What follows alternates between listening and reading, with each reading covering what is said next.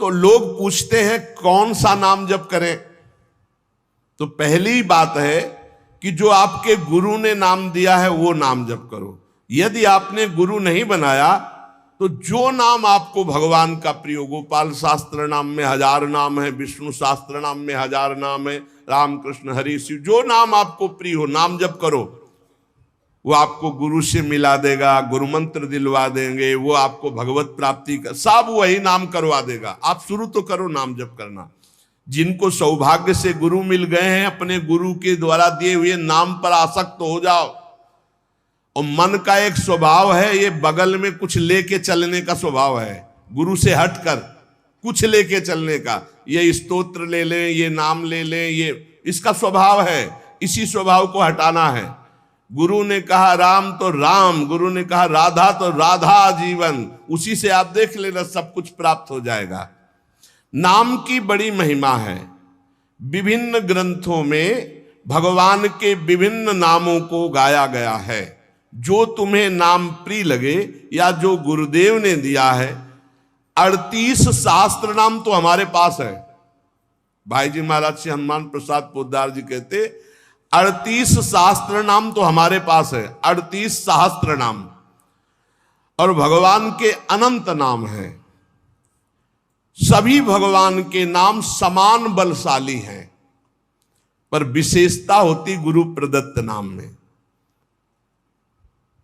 जैसे गोस्वामी जी को राम नाम सर्वोपरि, चैतन्य महाप्रभु कृष्ण नाम सर्वोपरि, हरिवंश महाप्रभु राधा नाम सर्वोपरि, कोई हर्ज नहीं।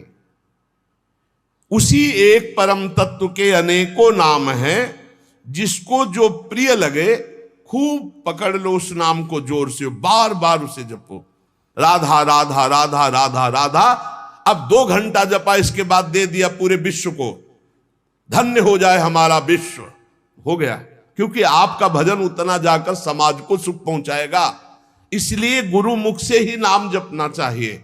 अगर नहीं है तो आप देख लो, कोई न कोई संत के मुख से वो नाम तो निकला ही है। राम कृष्ण हरि, जो भाई जी महाराज कह रहे हैं 38 शास्त्र नाम तो हमारे पास रखे हुए। तो जो भगवान का नाम निरंतर रटते हैं उनमें दिव्य शक्ति जागृत हो जाती। जैसे 2 लकड़ियों के बार बार घर्षण से अग्नि उत्पन्न हो जाती, शक्ति देखो ना।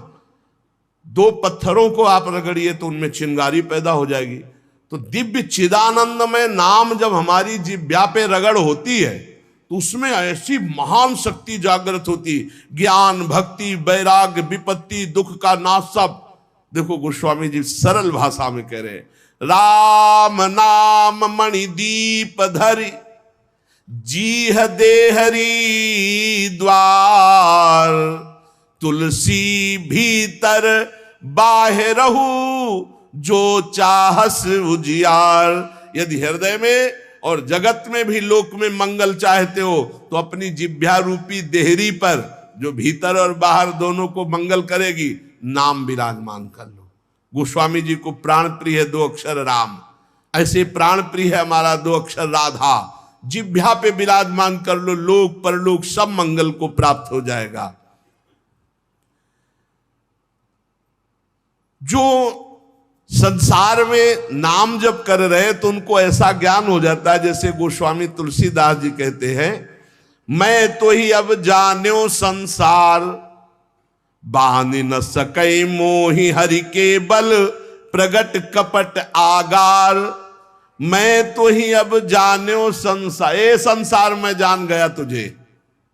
संसार अब तू कपट का आगार कभी मुझे बांध नहीं सकता, क्योंकि मेरे पास भगवान नाम जप के प्रभाव से वो ज्ञान हो गया।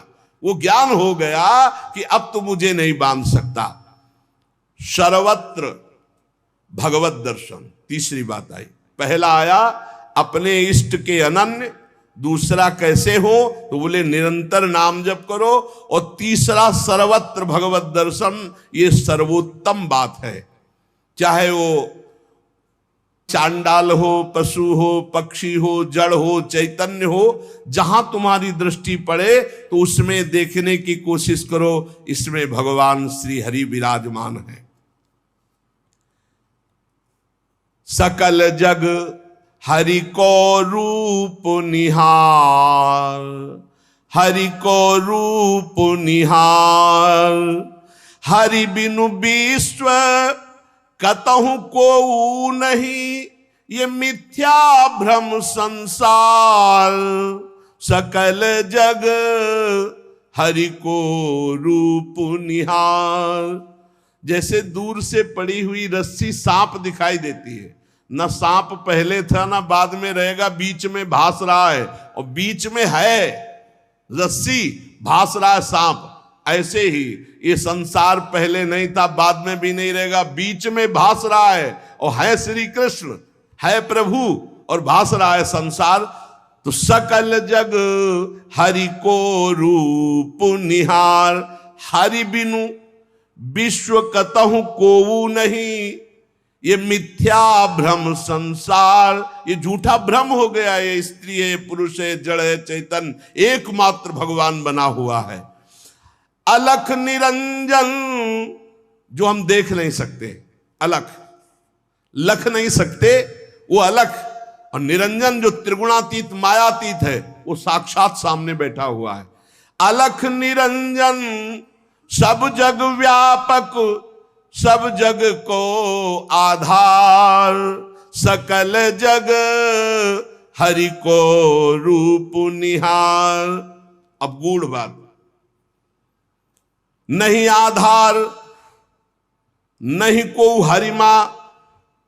भगवान कह रहे यो माम पश्यति सर्वत्र सर्वम च मयि पश्यति।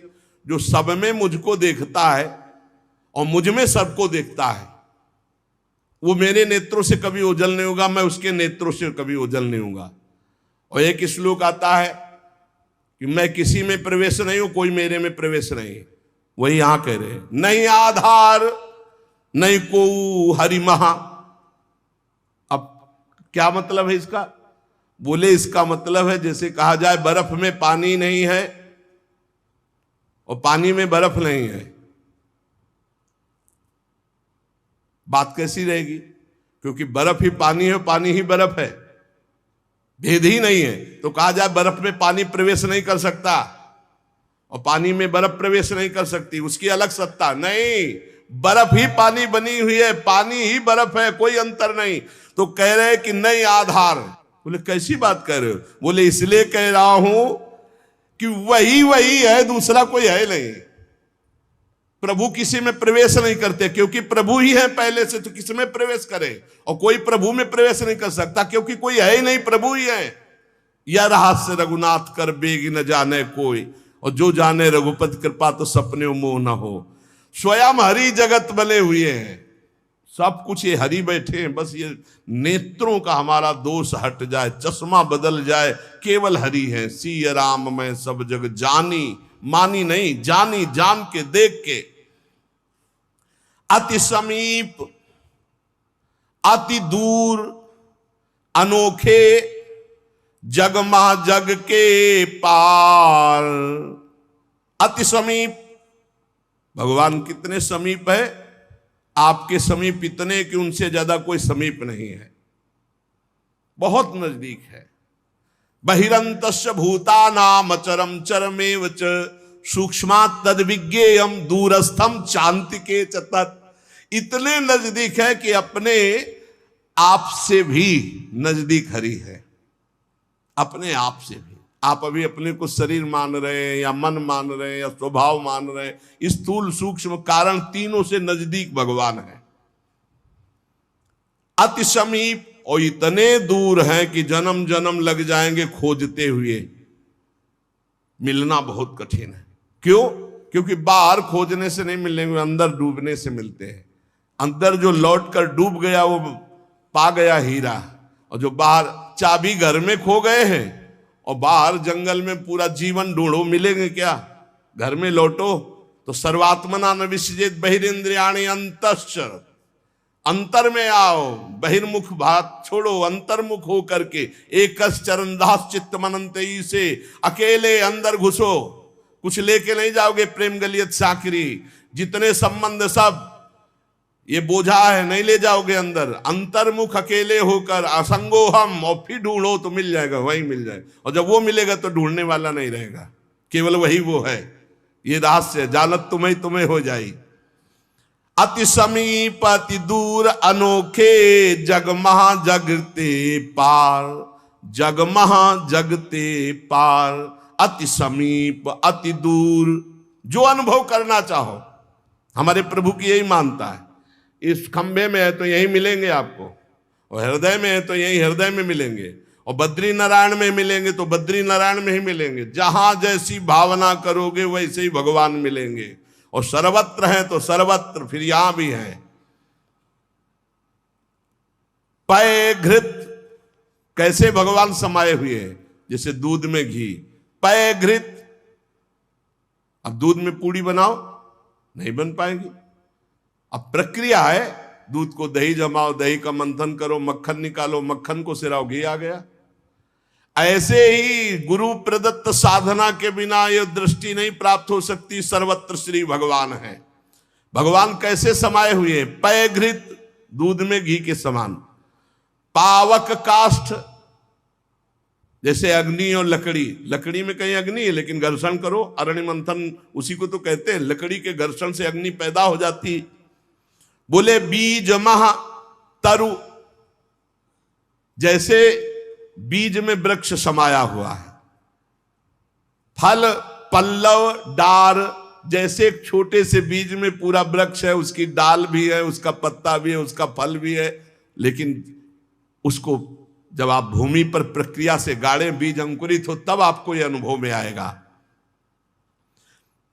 तिमि हरि व्यापक अखिल विश्व महा आनंद पूर्ण अपार। आनंद समुद्र भगवान ही सब रूपों में व्याप्त है। यही विधि एक बार निरखत जो भव बारिधि होए पार। एक बार यह दृष्टि आ जाए कि सर्वत्र भगवान है, वो भव समुद्र से पार हो गया। पर इस दृष्टि में बड़ा धैर्य की जरूरत है, क्योंकि जहां आपकी दृष्टि हुई तहां माया अपना रंग शुरू कर देगी। सुख दुख लाभ हानि, चिरजीवन मृत्यु, मान अपमान, जो सभी तुम्हारे खेल, सभी में भरे तुम ही मेरे भगवान, वो देख सकता है। जब देखने चलोगे ना भगवान को, तो ये द्वंद अपना आक्रमण करेंगे। कभी सुख फंसा लेगा, कभी दुख, कभी लाभ, कभी हानि, कभी मृत्यु का भयावा, कभी मान, कभी अपमान। जो इन सब में भगवान को देखता है वही निकल पाएगा। बड़ा कठिन है जब कोई अपमान करे उसमें भगवान देखे। बड़ा कठिन है जब कोई मारने आवे, कोई कहे आओ भगवान मार दे आके, ऐसा बड़ा कठिन है। कोई हमें गाली दे, हानि करे, तिरस्कार करे, हम उसमें भगवान देखें, लेकिन है भगवान। बहुत कठिन है। भगवान एक ऐसी स्थिति दे तभी होता है, नहीं तो ऐसे। अब नामदेव जी ने जब कुत्ते में भगवान को देख लिया, भूत में भगवान को देख लिया, तो एक भगवान से सख्य भाव से बात करने लगे। एक दिन कहा, विठ्ठल भगवान, पांडुरंगा, आपकी कृपा से अब मैं सब में आपको पहचान लेता हूं। भगवान ने कहा सही। बोले आप किसी भी रूप में छुपो, अब हम आपको पहचान लेंगे। भगवान मुस्कुरा दिए। बातचीत करते थे भगवान पांडुरंगा जी, विठ्ठल भगवान। थोड़ी देर में विचार आया कि मंदिर में बैठ के भजन करने से बड़ी भीड़ हो रही, लोग आ जा रहे हैं, विक्षेप पड़ता, मंदिर के पीछे चलते हैं। अभी तक विचार नहीं आया था। अब मंदिर के पीछे जाके जो भजन में लगे, कीर्तन में, सो देखा कि दसियों बच्चे आ गए, कबड्डी खेलने लगे। यहां बड़ा विक्षेप, चलो नदी किनारे चलते हैं। तो नदी किनारे जाकर कीर्तन करने लगे। अभी कीर्तन शुरू ही हुआ था कि वहां बैलगाड़ी से तंबू कनात उतरने लगी, हो हल्ला शुरू हो गया। तो उनके नजदीक दूर से गए, बोले यहां हम भजन करने आए थे, यहां भी उपद्रव शुरू किया। तो उसकी पत्नी गड़ासा लेके निकली। बोले हम भोजन की व्यवस्था भगवान ने कर दी है, मिल गया है, काट के अभी हम बनाते हैं, हम सब लोग खाते हैं। नामदेव जी ने कहा यहां तो मरने वाला प्रोग्राम शुरू हो गया, ये कौन लोग है जो हमें काट के खाएंगे। गड़ासा लेके दौड़ी नामदेव जी की तरफ। पति ने कहा तुम चिंता मत करो, दूसरा गड़ासा लेके वो दौड़े। अब वो नामदेव जी ने भजन तो फिर भी हो जाएगा जो जिंदा रहेंगे, और भागे मंदिर की तरफ, और सांस, और जैसे जैसे भागते पीछे से पकड़ पकड़ अब पकड़ा पकड़। जब नगर में प्रवेश किया तो वहां देखा कि कोई ने, फिर मंदिर में गया, कहा हा। विठल भगवान ने कहा क्या हो गया? बोले प्रभु बस 5 मिनट अगर हम चूक जाते। भगवान ने कहा क्या हो गया? बोले प्रभु ऐसा ऐसा घटना घटी, पता नहीं किस देश के वो लोग थे कि वो कह रहे थे लाओ काट के खाते हैं, और वो दौड़ पड़ी उनकी पत्नी, फिर वही। बोले पहचाने नहीं क्या? बोले प्रभु पहचानना क्या है, वहां इतना बड़ा गड़ा ले। बोले रुक्मिणी जी वो थी और मैं था, और कौन था? और कोई दूसरा थोड़ी था। बोले अगर मैं छुपना चाहूं तो तुम मुझे पहचान। बोले प्रभु प्रभु सोई जाले जी देव जलाई जाल तुम्हें तुम्हें। भगवान ये कभी अहंकार न कर ले कि मैं बड़ा भगत बन चुका हूं, सब में भगवान देखता हूं। ऐसा रूप लेके आएंगे कि समझ ही नहीं पाओगे। मान अपमान, सुख दुख, निंदा स्तुति, जन्म मृत्यु, इसे समान देखने वाला जीवन मुक्त होता है। देखो ये, इस पर हमें समान होना पड़ेगा। द्वंद्व विमुक्ता सुख दुख संगई। क्या देखना होगा? सभी मेरे प्रभु के खेल हैं, सभी में प्रभु भरे हुए हैं, और प्रभु का पावन स्पर्श हमें प्राप्त हो रहा है। इससे मिलता मुझे सर्वदा, सब में सुखद तुम्हारा स्पर्श। अता नहीं हो पाते मन में कभी सोच उद्वेग अमर्ष।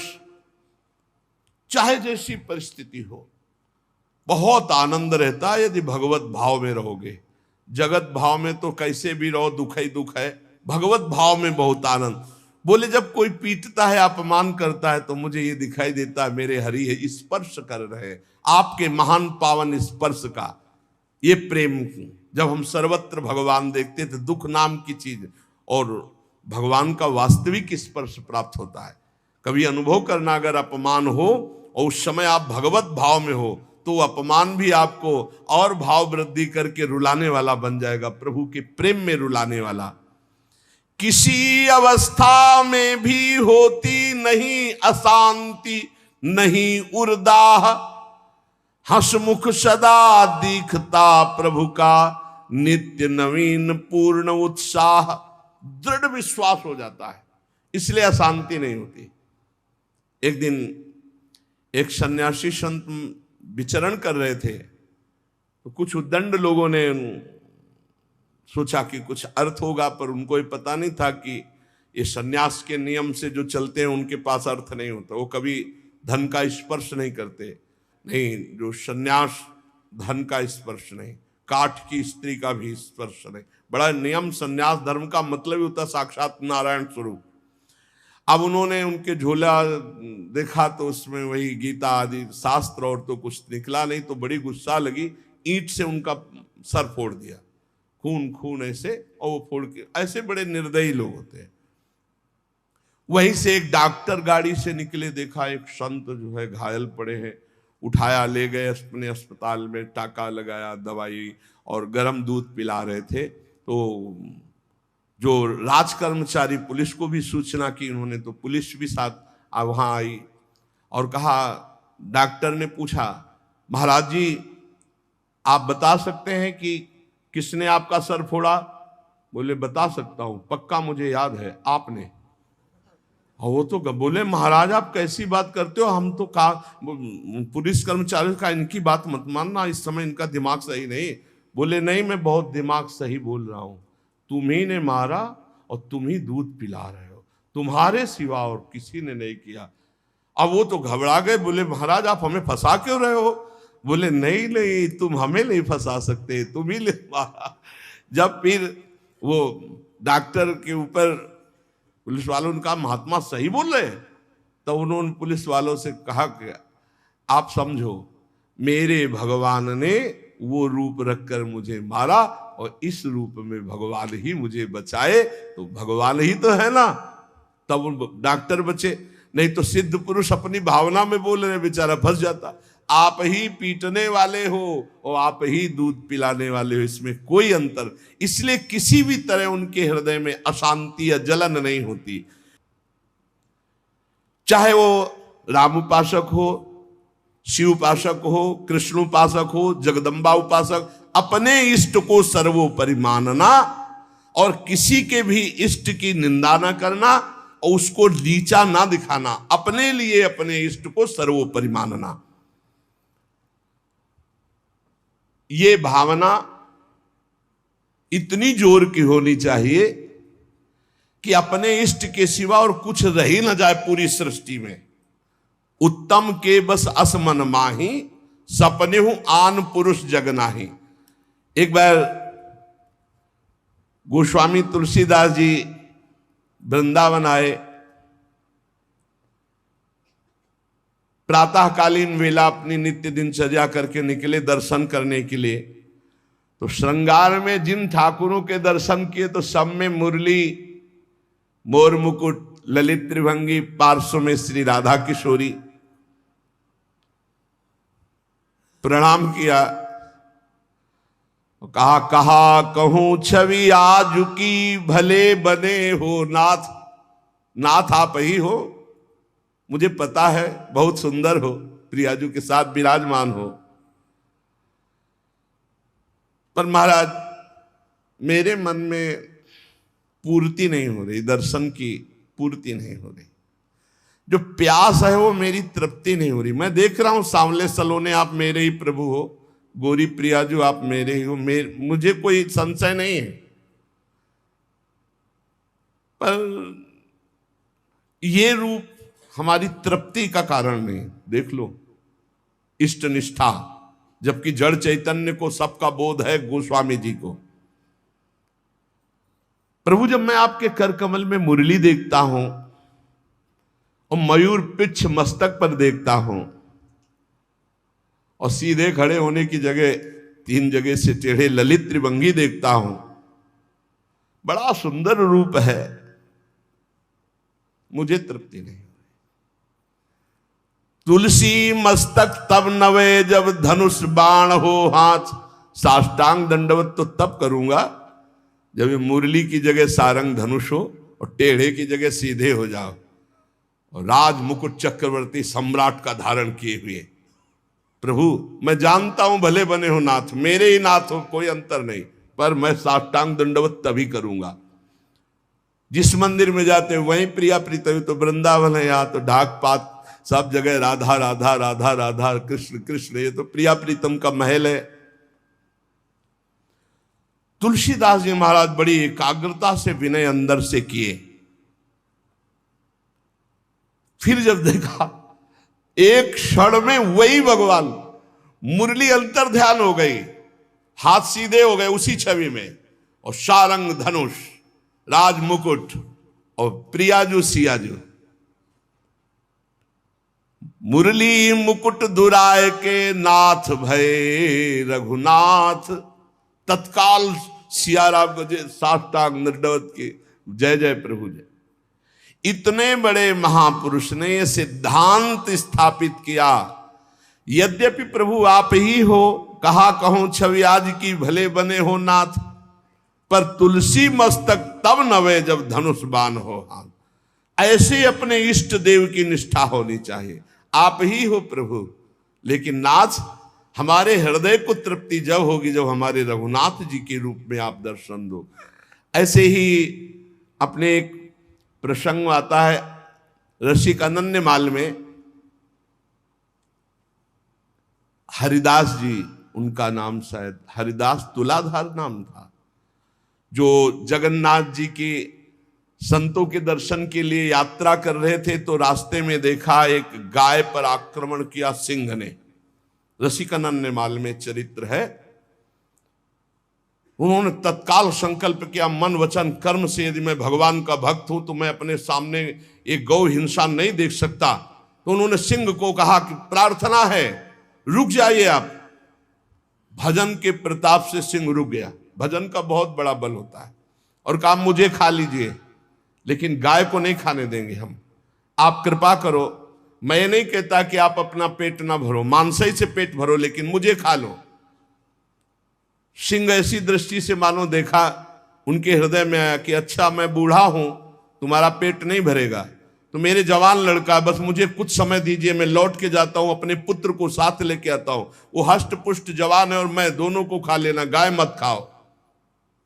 भजन का बड़ा प्रभाव होता है। सिंह शांत हो गया, वो लौट के आया, अपने पुत्र से कहा मैं वचन दे के आया हूं सिंह को, वो गाय को खा रहा था, अब आप चलो और हम दोनों को वो खाएगा, उसका पेट भर जाएगा। ये देखो, धर्मात्मा पुरुष की संतानों, उनका पहली बात तो पिता आज्ञा का पालन होगा, और दूसरी बात गौ रक्षा के लिए हमारे प्राण जाएंगे। आज हमारा जन्म धारण करना सार्थक हो गया, और पिताजी चलो, आगे आगे वो चलने लगा। जब वहां पहुंचे,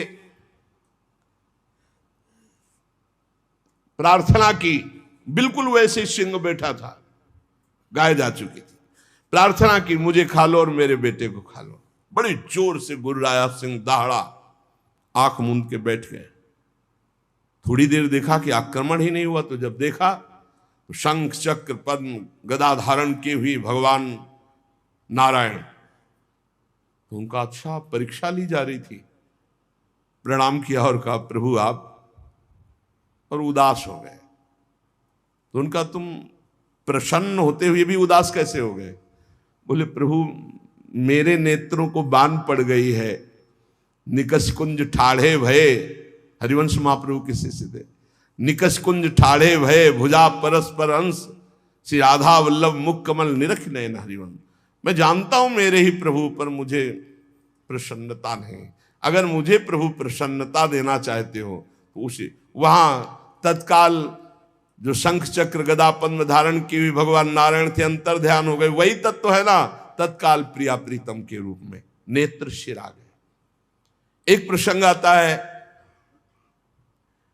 प्रियालाल ब्रज लीला के अंतर्गत, एकांतिक कोई वार्ता करना चाहते थे समस्त गोपी मंडल के मध्य में, तो अंतर्धान हो गए।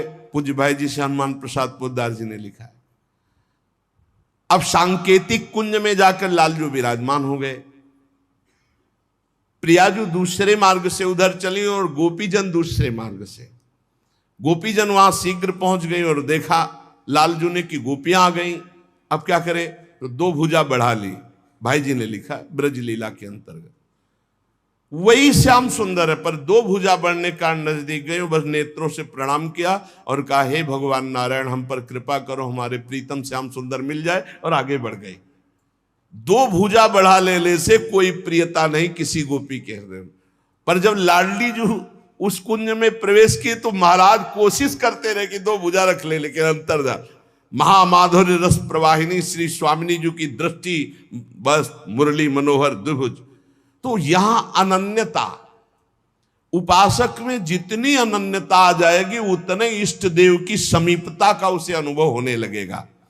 अब इस अनन्यता को हम कैसे प्राप्त करें, तो कह रहे नाम जप के द्वारा। भगवान नाम जप में इतनी सामर्थ्य है कि अन्य अन्य आश्रय, अन्य अन्य जगह जो गया हुआ मन है वो लौटकर अपने इष्ट में अनन्य हो जाएगा।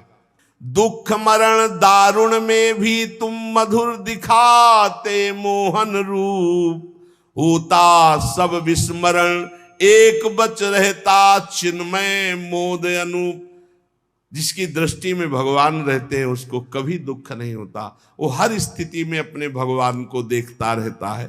छाए रहते सतत नित्य प्रतिदिक में परम शांति आनंद, हो चाहे कैसा भी कहीं मनोहर घोर कांड स्वच्छंद। चाहे घोर स्थिति हो या मनोहर स्थिति हो, हे मेरे प्रीतम आप ही उसमें विराजमान होकर के मेरे लिए आनंद मोद बढ़ाने वाला कार्य करते हो। भला कहीं पिटने वाला, विपत्ति, अपमान, निंदा, इससे कहीं मोद हो सकता है, लेकिन भक्तों को मोद होता है क्योंकि वो भगवान का विधान मानते हैं। इसलिए सभी दृश्य हैं, सभी तुम्ही लीलामय के अभिनय सुंदर, सब में तुम्ही नृत्य करते नित नट नागर ऋषि मुनि मनहर। हे मुनियों के मन का हरण करने वाले मोहन मदन त्रिभंगी, मोहन मुनि मन रंगी, आप ही हो हर स्थिति में, हर परिस्थिति में, इसलिए मुझे कभी अशांति, कभी हृदय में जलन नहीं होती। तो ये 3 बातें जीवन में भक्त के आ जानी चाहिए। पहली बात है, हमें अपनी शक्ति को जागृत करना है सात्विक आराधना के द्वारा, और वो शक्ति है अनन्य भाव, अपने इष्ट में आ जाना। अनन्य भाव की पूर्ति के लिए निरंतर नाम जप करना है, और वो नाम है गुरु प्रदत्त, या गुरु नहीं मिले तो जो नाम प्रिय लगे निरंतर। तीसरी बात है कि सब में हमारे भगवान विराजमान हैं, सब विधान मेरे भगवान के हैं, इसलिए मेरा कभी अमंगल, कभी अहित हो ही नहीं सकता, क्योंकि मंगल भवन भगवान का विधान, चाहे वो अपमान हो, चाहे निंदा हो, चाहे तिरस्कार हो, वो मंगल ही होता है। इन 3 बातों में जो स्थित हो गया, वो तीनों लोकों पर विजय प्राप्त कर लिया, त्रिगुणात्मिका माया पर विजय प्राप्त कर लिया, वो त्रिभुवनपति का प्राण प्यारा हो जाता है, भगवान उसे अत्यंत प्यार करने लगते हैं। हे भगवान, फिर उसकी गति क्या होगी? आपने तो स्पष्ट कह दिया कि जिसका मन वश में नहीं, जिसकी इंद्रियां वश में नहीं, उसके लिए योग प्राप्त होना कठिन, अर्थात भगवत प्राप्ति होना कठिन है। जो तत्परता पूर्वक संयमित होकर अपने मन को वश में कर ले, वो सुख पूर्वक भगवत प्राप्ति कर सकता है। पर उस साधक की क्या गति होगी जिसका मन, बुद्धि, चित्त, अहंकार ये वश में नहीं है, और वो साधना करता है, नाम जप करता है, सत्संग करता है, स्वाध्याय करता है, पर इंद्रिय विजयी नहीं है, मन विजयी नहीं है। अंतिम समय उसकी भगवत स्थिति नहीं रहेगी, क्योंकि वो मन विजयी नहीं है।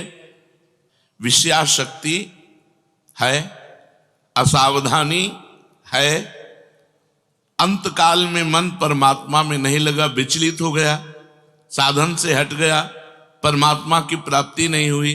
तो हे कृष्ण, कृष्ण सबको आकर्षित करने वाले, हे भगवान, आप ही जान सकते हो, इस प्रश्न का उत्तर आप ही दे सकते हो कि उसकी क्या गति होगी। तात्पर्य है कि वो नरक तो जाएगा नहीं, क्योंकि नाम जप करता है, थोड़ा भी नाम जप करता है तो नरक नहीं जाएगा, थोड़ी भी भक्ति करता है तो नरक नहीं जाएगा। अजामिल के प्रसंग में यमराज जी ने अपने दूतों को आदेश किया था कि यदि कोई भी नारायण कृष्ण हरि बोलता है, गले में कंठी बांधे, वैष्णव है, भगवान का दास है, भूल करके मत जाना, तो नरक तो जाएगा नहीं, क्योंकि साधन करता है, नाम जप करता है, पाठ करता है, पर जितेंद्री नहीं है, मनोनिग्रही नहीं, इसलिए भगवत प्राप्ति तो होगी नहीं, ये भगवान कह रहे हैं। पर नरक तो जाएगा नहीं, क्योंकि नाम जप करता है, और स्वर्ग की इच्छा नहीं, इसलिए स्वर्ग नहीं जाएगा, और मोक्ष इसलिए नहीं हुआ कि वो मन इंद्रियों को बस में नहीं किया। तो उसकी गति क्या होगी? काम गतिम कृष्ण गच्छति, वो किस गति को प्राप्त होगा? कश्चिन्नो भय विभ्रष्टस् छिन्ना भ्रमिव नश्यति, अप्रतिष्ठो महाबाहो विमूढ़ो ब्रह्मणा पथि। हे महाबाहो, हे अजान बाहु, संसार के आश्रय से तो रहित है, और परमात्मा के मार्ग में भ्रष्ट हो गया है, परमात्मा को प्राप्त नहीं कर पाया और संसार के मार्ग को छोड़ दिया है, दोनों ओर से भ्रष्ट हुआ, उसकी क्या गति होगी?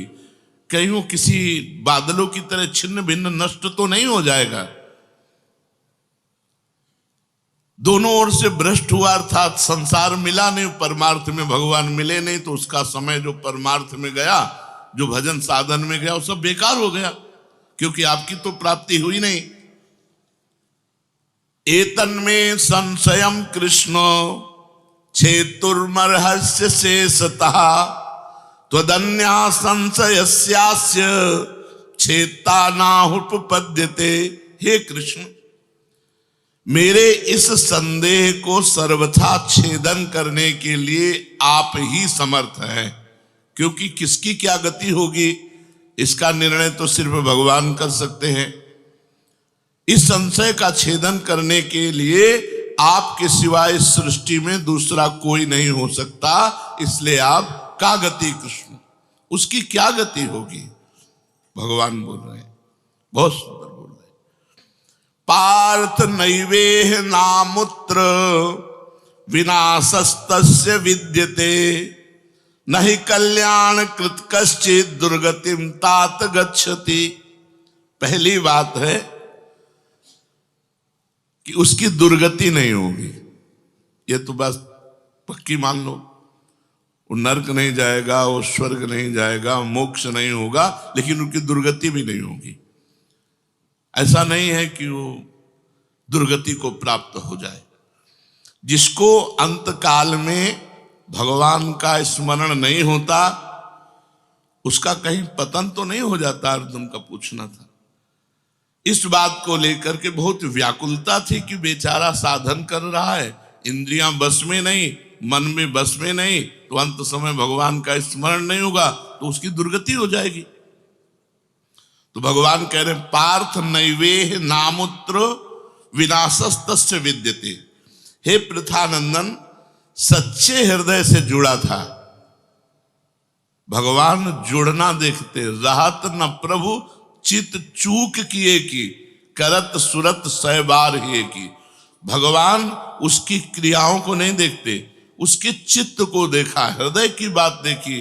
वो भगवान से जुड़ना चाहता है, वो भगवान को प्यार करना चाहता है, वो भगवान से मिलना चाहता है, पर इंद्रियां वश में ना होने के कारण, मन वश में ना होने के कारण बार बार वो विषयों में फिसल जाता है, बार बार भोगों में पतित हो जाता है।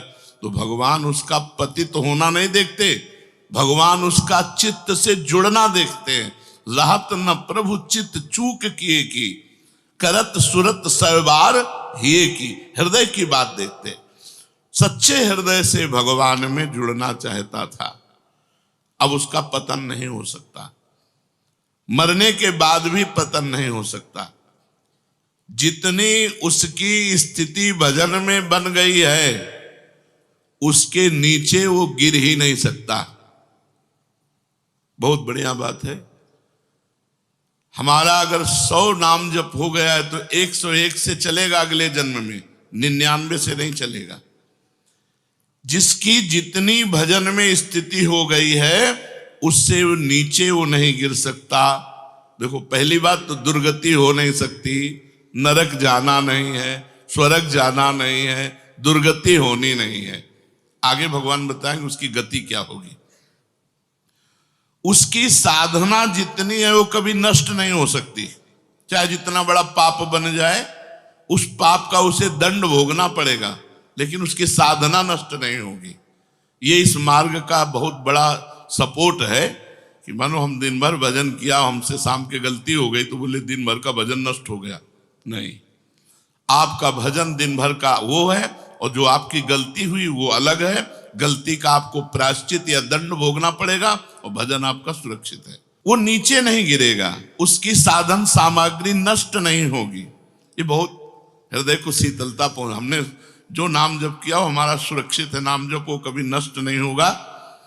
उसका पारमार्थिक उद्देश्य भी नहीं बदलेगा। उसने उद्देश्य बनाया भगवत प्राप्ति, वो उद्देश्य भी उसका नहीं बदलेगा। हाँ, कितने जन्म लगेंगे ये उसका प्रयास होगा, प्रयत्न होगा। वो जन्मता मरता रह सकता है, ना भजन उसका नष्ट होगा, कम होगा, ना उद्देश्य उसका बदलेगा। वो लगेगा भजन। भक्ति बीज पलटे नहीं, जो जुग जाए अनंत, ऊंच नीच कुल उपजय होए संत को संत। वो कभी ऐसा नहीं हो सकता कि इतना भजनानंदी अब भ्रष्ट हो गया तो वो पतित हो गया, नीच और दुर्गति, अरे सब बेकार, कुछ नहीं। जो गलती हुई उसका दंड मिलेगा, और जहां से वो भजन कर रहा है वहीं से उसकी भजन की स्थिति आगे बढ़ेगी। जैसे उदाहरण में राजर्षि भरत का उदाहरण दिया था कि हिरन पे वृत्ति गई तो हिरन बने, लेकिन गंडकी नदी में खड़े होके हिरन बन करके भी इतना भजन किया कि अगला जन्म जड़ भरत जी के रूप में ब्रह्मबोध संपन्न महापुरुष के रूप में हुआ। तो भगवान कहते हैं नहीं कल्याण कृत कश्चित दुर्गतिम तात गच्छति। अर्जुन, हे तात, बहुत प्यार भरा संबंध है, उसकी दुर्गति नहीं हो सकती। जो मेरा थोड़ा भी भजन किया है उसकी दुर्गति नहीं हो सकती।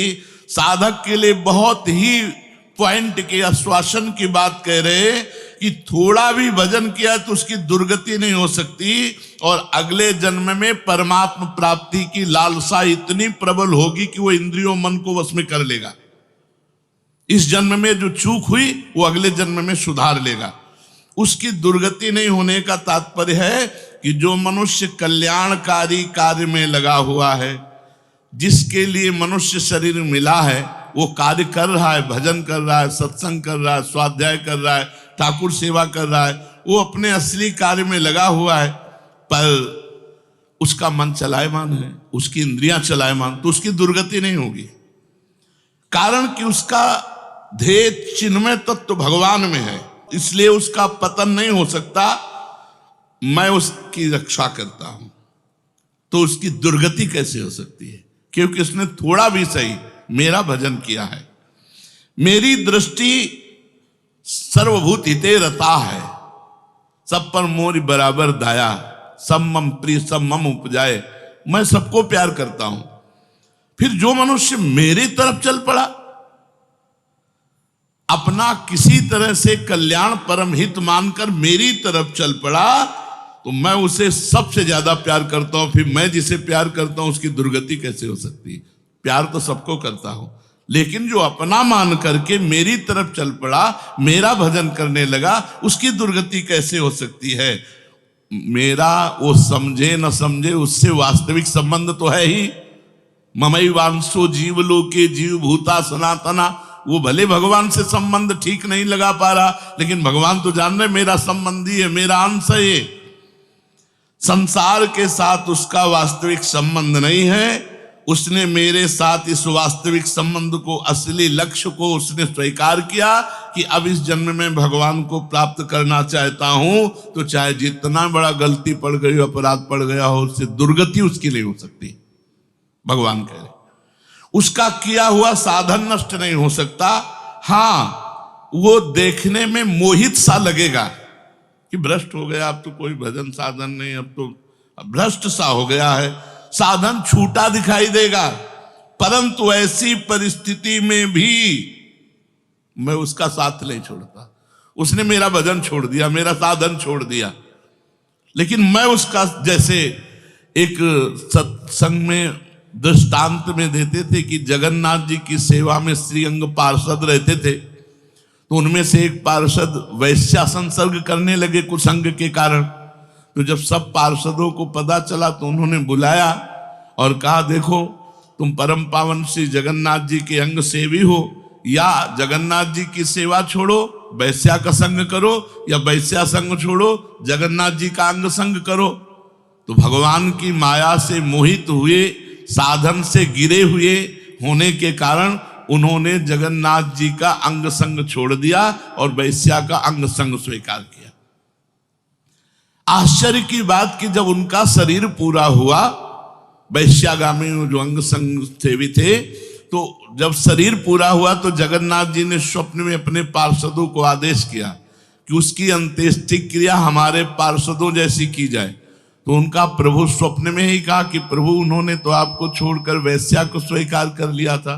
तो बोले उन्होंने छोड़ दिया था, ये उनकी हिम्मत है, हमारी हिम्मत नहीं, हमारा स्वभाव नहीं है, हमारी सामर्थ्य नहीं है। हम एक बार जिसको पकड़ लिया उसको कभी छोड़ते नहीं। तो भगवान यहां कह रहे हैं कि कभी कभी वो मोहित हो जाता है, वो साधन छोड़ता, लेकिन मैं उसे नहीं छोड़ता। ये खास बात समझो, मैं उसे नहीं छोड़ता। उसका किया हुआ अपराध, किया हुआ पाप, भले उसको थोड़ा समय दंड भुगताने के लिए, लेकिन मैं उसे छोड़ता नहीं हूं। तो उसकी दुर्गति कैसे हो सकती है? इसलिए घटना घट सकती है। ये तो भगवान कह रहे हैं मनमानी मत करना, कह रहे घटना घट सकती है। आपने अपराध किया, आपको पाप का दंड मिल सकता है, लेकिन मैं उसके अंदर ऐसी व्याकुलता पैदा करूंगा कि वो सब प्रपंच छोड़कर दौड़कर मेरी तरफ भाग पड़ेगा, क्योंकि मैं उसे नहीं छोड़ता। जैसे गोपियों में थोड़ा अभिमान आया, मैं अंतर ध्यान हुआ, लेकिन उन्हीं के बीच में रहकर जहां व्याकुल हुई मैं प्रकट हो गया। तो भगवान कह रहे हैं कि एक बार जिसके भीतर थोड़ी भी साधना चल पड़ी, थोड़े भी संस्कार भक्ति के पड़ गए, नाम जप करना, वाणी पाठ करना, थोड़ा भी भगवत्कार, कर्म चैव तदर्थीयम सदित्येवाभिधीयते, तो उसका कभी पतन नहीं हो सकता जो संस्कार पड़ गया भक्ति का, क्योंकि सत वस्तु का कभी अभाव नहीं होता। तो फिर प्रभु गति क्या होती है उसकी? तो भगवान कह रहे प्राप्य पुण्य कृताम लोका नुषित्वा शाश्वती समाः शुचीनाम श्रीमताम गेहे योग भ्रष्टो भी जायते। आहा, प्राप्य पुण्य कृताम लोकान, उसने गंगा स्नान किया है, उसने नाम जप किया है, उसने वाणी पाठ किया है, उसने ठाकुर सेवा की, तो कोई साधारण है? बहुत बड़ा धनी है। भले लोक भ्रष्ट हो गया है, भले इंद्रियां उसके कब्जे में नहीं, भले मन उसके कब्जे में नहीं, लेकिन साधारण जीव नहीं है, वो भगवान का जन है। उसने नाम जप किया है, वाणी पाठ किया है, ठाकुर सेवा की, धामवास किया, तीर्थ अवगान किया। प्राप्य पुण्य कृताम लोकान, जो बड़े बड़े याज्ञिकों को, कि बोले इतने यज्ञ किए, अश्वमेध यज्ञ की, जो बड़े बड़े याज्ञिकों को जो सांगोपांग करते हैं, उन लोगों को स्वर्ग आदि लोकों पर अधिकार होता है। इसलिए वो पुण्य कर्म कहते हैं तो पुण्य लोक उनको प्राप्त होते हैं। पाप कर्म करने वालों को नरक भेजा जाता है। परंतु साधक पुण्य कर्म थोड़े किए, भजन किए, तो जैसे किसी रास्ते में चल के उसकी वीआईपी व्यवस्था की जाए, ऐसी व्यवस्था उसकी होती है स्वर्ग में। जितने दिन उसको अगला जन्म नहीं मिलेगा, उतने दिन भारी व्यवस्था स्वर्ग में उसकी होगी। पुण्यवताम लोके, जो बड़े बड़े पुण्य आत्मा पुरुष प्राप्त करते हैं, इतनी अमुक यज्ञ की, अश्वमेध यज्ञ की सांगोपांग, उनको उसकी वीआईपी व्यवस्था होगी।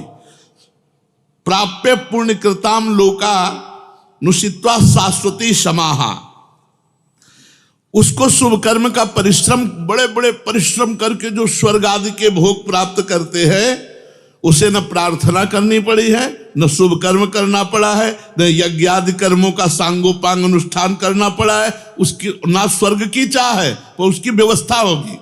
शरीर छूटते ही दिव्य लोक में जाकर के दिव्य भोगों की व्यवस्था, क्योंकि मन चंचल था ना, इंद्रियां चंचल थी ना, मृत्यु लोक के भोगों में ले भोग, स्वर्ग के भोग, सुंदर सुंदर जितने भोग हैं उन सब की बाहुल्यता।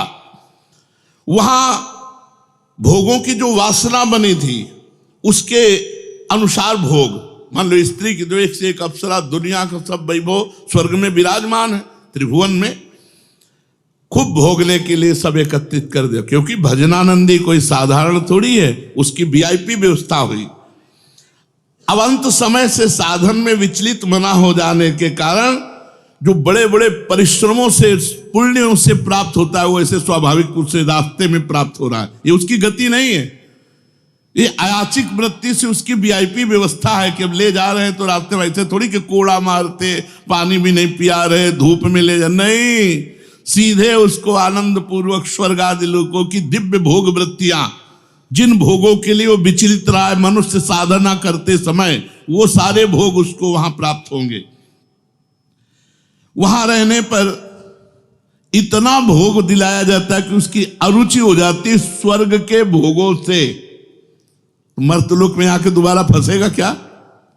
स्वर्ग के भोगों से अरुचि हो जाती है, जहां आसक्ति रही है वो भोग ही भोग उसको व्यवस्था कर दी जाती है, वो घृणा हो जाती है उसको स्वर्ग में ही भोगों से, इतनी वीआईपी व्यवस्था। क्योंकि अंदर से तो भजन था, उद्देश्य भगवान की प्राप्ति का था, तो स्वर्ग आदि के भोग भोगने पर उसे घृणा हो जाती है। वो अपनी वासना जो अंदर थी, जिनके कारण इंद्रियों मन को जीत नहीं पाया, वो देख लेता है, अरे अब ये तो मर्त्य लोक के भोग है, स्वर्ग के भोग, उसको वहां उसके अंदर घृणा हो जाती है। उसित्वा शाश्वती क्षमा, फिर उसे और ऊंचे लोकों में, अगर समय है अभी, तप लोक, जन लोक, महालोक, ब्रह्म लोक, ऐसे महान लोकों में उसे ऊंचे के लोकों में भेजा जाता है। और वहां भी इसलिए भेजा जाता है कि यहाँ के स्वर्ग के भोगों से अरुचि, अब यहाँ के ब्रह्मलोक के भोग देख ले। भजन का फल है ब्रह्मादिक के भोग सब विषम लागत ताई, नारायण ब्रज चंद की लगन लगी है जाई। जब ठाकुर जी से मिलने की चाह लग जाती तो यहीं इसी शरीर में ब्रह्मादिक के भोगों से भी वैराग्य हो जाता है। भोग भोगने के उद्देश्य से नहीं, क्योंकि जो भोग भोगने के उद्देश्य से जाते हैं उनके पुण्य क्षीण होने पर फिर वो लौटकर मृत्यु लोक में आते हैं, इसलिए वो सीमित वर्षों तक स्वर्ग लोक आदि में रहते हैं। परंतु जिसका उद्देश्य भोग नहीं भजन था और योग भ्रष्ट हो गया है सूक्ष्म वासना के कारण, तो स्वर्ग आदि लोकों में जाएगा, उसका भजन नहीं क्षीण होगा। जैसे पुण्य आत्मा स्वर्ग गया भोग भोगा तो उसका पुण्य क्षीण होगा, लेकिन इसका नहीं, इसका तो स्टॉक है, ये तो भागवतिक व्यवस्था है उसकी, ये ब्याज की व्यवस्था है। मूल तो ऐसे ही साधन संपत्ति है। देख लो कोई घाटे का सौदा नहीं, वीआईपी व्यवस्था होगी मरने के भी बाद, अगर चूक हो गई तो, और चूक ना हुई तो सीधे निकुंज चलना है। वैसे यहाँ चूक हो जाए तो भी निकुंज जाना है, क्योंकि वृंदावन धाम है ना। अगर यहाँ शरीर छूटेगा तो यहाँ स्वर्ग थोड़ी ले जाएंगे, देवताओं का प्रवेश है नहीं, यहाँ तो वृंदा सखी सहचरियों का है। वो बहुत वर्षों तक उसके भोग सुविधा की सीमा नहीं रहती, ऐसी व्यवस्था होती है। अच्छा, जो भोग भोगने के उद्देश्य से ऊंचे लोकों में जाते हैं उनको फिर पतित होना पड़ता है, लेकिन ये योग भ्रष्ट जब ऊंचे लोकों में जाता है तो पतित नहीं होता, उसकी साधन संपत्ति प्रकाशित रहती है ज्यों की त्यों, और उसका सद्भाव जागृत रहता है। सब मिथ्या है, भगवान मिथ्या करवाते करवाते ब्रह्मलोक तक के भोगों का मिथ्या। अब उन सुख भोगों को भोगने के बाद सुचि नाम श्रीमताम गेहे योग भ्रष्टो भी जाते। अब यहां जब प्रकट हुआ, कब उसका जन्म होगा, कोई सीमा रखी जाती है? अरुचि, अरुचि सीमा रखी जाती है। जब तक उसे भोगों में अरुचि नहीं होगी तब तक ऊपर के लोगों को भोगों में उसे रखा जाएगा। नरक वरक तो जाने की बात नहीं, वीआईपी भोग। जब अरुचि हो गई, अरुचि होगी ही, क्योंकि वो भगवान का भजन करता रहा है। वो ऐसा नहीं कि अब विश्राम मान ले कि अब अप्सरा मिल गई, विमान मिल गया, स्वर्ग मिल गया, अब यही नहीं। उसकी यात्रा नहीं रुकेगी, उसका भजन उसको कचोटेगा, उसके अंदर जलन पैदा होगी, अशांति हो जाएगी। ये सब भोग नहीं चाहिए, मुझे भगवान चाहिए, चलो ब्रह्मलोक, वहां भी ये नहीं चाहिए। तो अब सुचि नाम श्रीमताम गेहे योग भ्रष्टो भी जायते। अब योग भ्रष्ट जब मृत्यु लोक में लौटा तो जगत पूज्य घर में पैदा हुआ, जगत पूज्य घर में श्रीमान, सारा संसार जिसे झुके ऐसे घरों में पैदा, उच्च कुल, भक्ति संपन्न। श्रीमान का मतलब होता है, एक लौकिक शब्द होता है वैभव संपन्न, लेकिन भागवतिक वैभव संपन्न महापुरुषों के घर में उसका जन्म होता है। और लौटने का कारण जो है, उस कारण को भगवान जानते हैं, उसकी बहुतायत कर देते हैं। स्वर्ग भोगा, ब्रह्मलोक के भोग भोगे, और यहां सारे भोग उसके दे दे, ये ले, अरे भगवान का दास है कोई और, ये ले, ऐसे घर में पैदा किया। अब उसकी जो साधन संपत्ति उसको खोल देते हैं, अभी तक बंद रखा, हानि नहीं हो सकती। अब जो ही जन्म हुआ, जैसे अपने लोग अब जो ही स्कूल जाते, स्कूल से पढ़ के आते, लगता है माँ नहीं टिकेगी, पिता नहीं टिकेंगे, सब मरेंगे, तो मेरा साथी कौन है, मेरे जीवन का लक्ष्य क्या है, क्या यही उद्देश्य है? बस बैठ जाते एकांत में, और संत जन आते थे, वो श्री राम जय जय राम, श्री राम जय, कीर्तन कराते थे तो वही याद था, श्री राम जय जय राम, श्री राम जय राम। बस नाम जप करना निश्चय हो गया। 13 वर्ष के उस भागो, ये देखो, उत्तम कुल ब्राह्मण के घर में, और पूरे साधु महात्माओं का सानिध्य, और पिता पूरे स्वयं महात्मा नंगे पैर हल जोतते, बड़ी कठिन परिश्रम के द्वारा वो उदर पोषण करते। और संत महात्मा 8-8, 10-10 संत महात्मा दरवाजे पर। बच्चापन से ही क्या बन कि अब मुझे संसार से भाग, किसी ने हमें सिखाया नहीं, भागो संसार से और भगवान की प्राप्ति करो। तो मनुष्य जन्म में जो ही जन्म लिया से साधन संपत्ति खोल दी गई। अब वो साधन में एकदम चिपक गया, क्योंकि पीछे जहां चूक हुई थी वो ऊपर से नीचे तक सब समुदाय भोगों का देख लिया। अब उसका अंतःकरण साधना से परिपूर्ण होने लगा। वो जो अंकित संस्कार भोगों के थे वो अरुचि पैदा हो गई। योग भ्रष्ट अज्ञात रूप से पुनः ऐसी साधना में लग गया जिसमें किंचन मात्र भी इंद्रिय और मन का मनोरंजन नहीं, पूर्ण इंद्रिय विजेता, पूर्ण मन को संयम में करके। अब वो ऐसी योग भ्रष्ट जो पुरुष था, श्रीमानों के घर में जन्म लेकर के वो भोगों में फंसेगा नहीं, पुनः भजन में बड़ी तेजी से चल देगा और ये उसका आखिरी जन्म होगा। तेजी से भजन करके वो भगवत प्राप्त हो जाएगा। तो अर्जुन जी ने पूछा था कि फिर क्या उसका पतन हो जाएगा? जो भगवान का भजन करता है, भगवत प्राप्ति नहीं कर पाया, मन वश में नहीं हुआ, इंद्रिया वश में नहीं हुई, तो भगवान ने उत्तर दिया वो ऊंचे के लोकों में जाकर खूब सुख भोग, जिन भोगों के लिए लालायित रहा था वो सब भोग मिलेंगे और अंत में श्रीमान के घर में, कुलवानों के घर में जन्म लेकर भक्ति का ऐसा वातावरण मिलेगा कि जन्म से ही भगवान के भजन में लगकर वो इस जन्म में भगवान को प्राप्त कर लेगा।